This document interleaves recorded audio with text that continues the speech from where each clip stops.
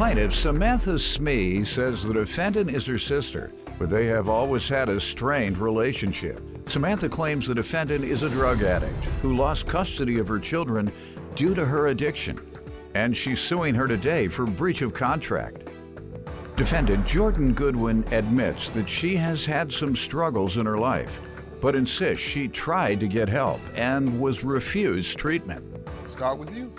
Well, that's my sister, and we've always had a strained relationship. You know, just difference in personality. She was more of like a partier. I was not. And Type of partying? Just like drinking. What type of music? What type of music and dancing you all do? Hip hop, rap. How about Casper, the Casper slide? You all do that?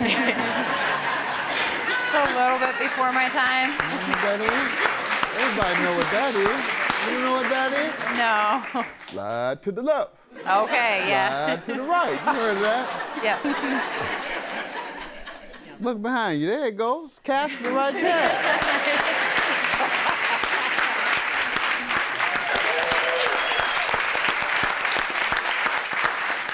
Known him right after we started taping here, a year or so in. We met and became friends, and I'm honored to have his friendship. Every basketball game, at every arena, everywhere you go, you hear his song. That's right. And so I like to brag and tell people I know him. So folks said they didn't believe. You don't know Casper. I said, yes, I do.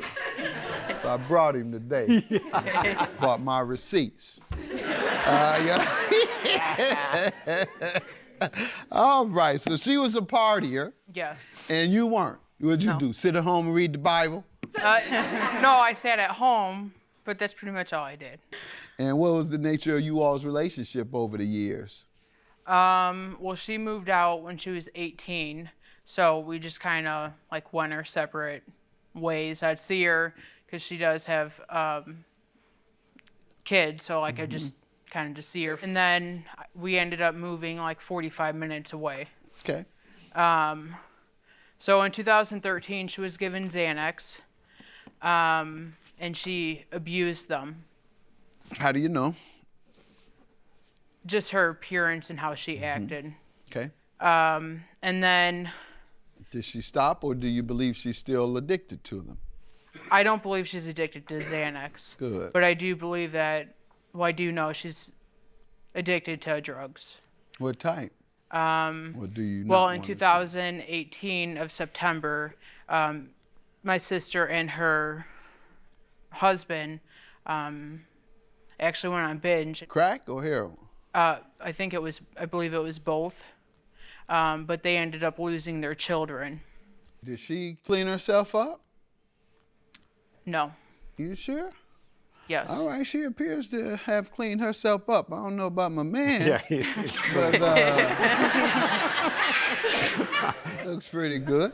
Let me hear from you, ma'am. All right, Your Honor, let me start from the beginning. So, you know, we've never really gotten along.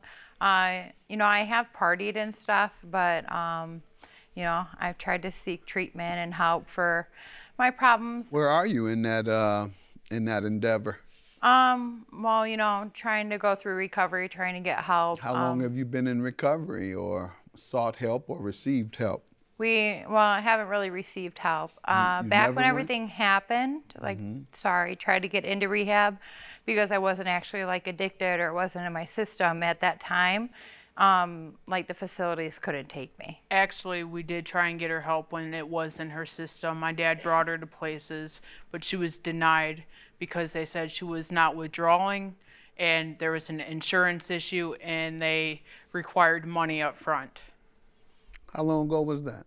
That was in September when this all went down. Because under the Affordable Health Care Act, otherwise known as Obamacare, you were allowed to access any treatment centers and put it on your Medicare or Medicaid. But even though the court said it was legal, they changed the way things operate. And as a result, some of those things are changing now for the worse. And we know that's a big debate, and that's why we had a big election. And the election, everything was about health care. Did she clean herself up? No. You sure? Yes. All right, she appears to have cleaned herself up. I don't know about my man, but Plaintiff Samantha Smee is suing her sister, who she claims lost custody of her children due to her drug addiction. you fell through the cracks, sounds like, as many others are. So we're going to try and get you some help today, even if the government won't pay for it. Will you allow us to help you? Yeah. All right, we're going to do that. We're not going to let you fall through the cracks. Maybe I need to run for something. I'm handling things better than the politicians. But no, my mother, I promised my mother I would never go back to a life of crime.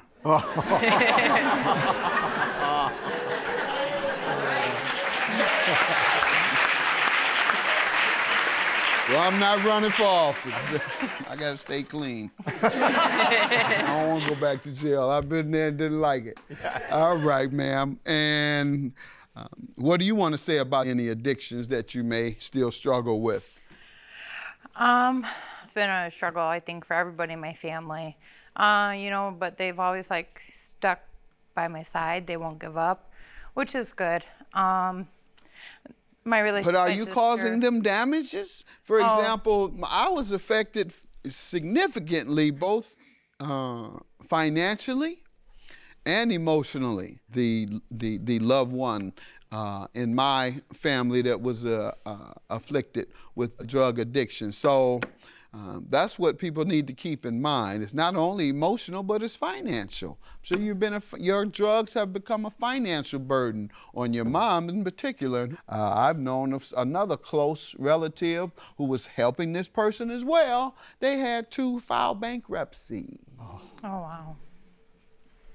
Because of one of the incidents that the addicted friend or family member caused. Mm-hmm. But I'm glad you are acknowledging it and that you want help. Now, what about my guy here? What's his deal? He needs some help too. Come on up, man. State your name, and don't you stand up here lying. State your name. Kenneth Goodwin. What? What did you want to stand up and say? That you ready to go too? You want to sit next to her in the same center? Yeah. My man. Give him a hand. I was messing with you. I was playing with you. You do look a little rough, and you look rough around the edges, and that might indicate some abuse. But I mean, they both do Yeah, need help. that's You know, why- they're a team, and you know, if that's one why we're goes- applauding them yeah. both. That's why we're applauding them. Thank you.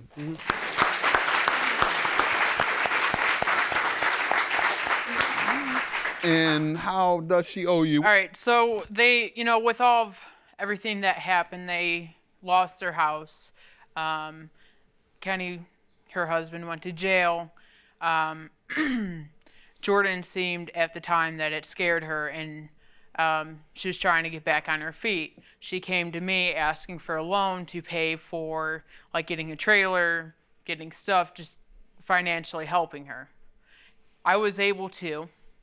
But I also made her sign a contract saying if she did not pay it by March, and I know you're going to have an opinion on this, but she's supposed to pay me with her taxes.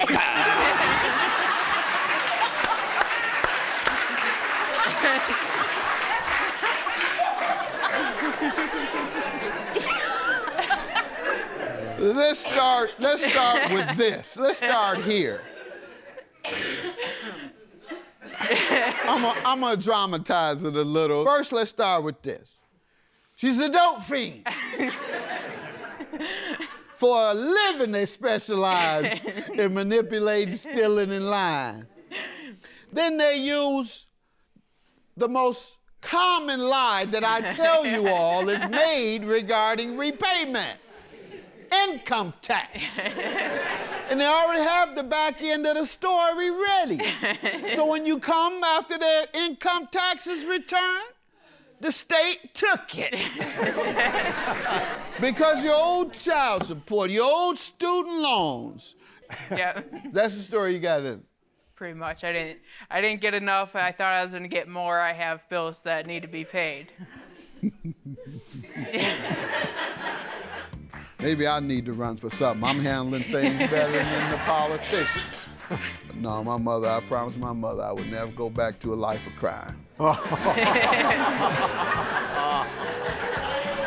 Plaintiff Samantha Smee is suing her sister, who she claims lost custody of her children due to her drug addiction. All right, ma'am, let me hear from you. How much was it again? Well, this promissory, oh my goodness. All this right, note she is for signed it, and that's yeah. good. Hopefully she'll tell the truth, because that's one of the #1 signs of recovery and true rehabilitation is just start by being honest. So let me hear from you about this debt. Okay, so I mean, I've borrowed money from her, my parents before, and have paid them back with my taxes. But I had a high-risk pregnancy last year and wasn't working most of the year, so therefore I didn't receive back what I normally did. So I couldn't pay her. I did sign the note, and I do owe her. But at this time, I'm just not financially stable enough to pay her back, you know. All right, I like that answer, as opposed to going on with lie after lie that I would cut right through.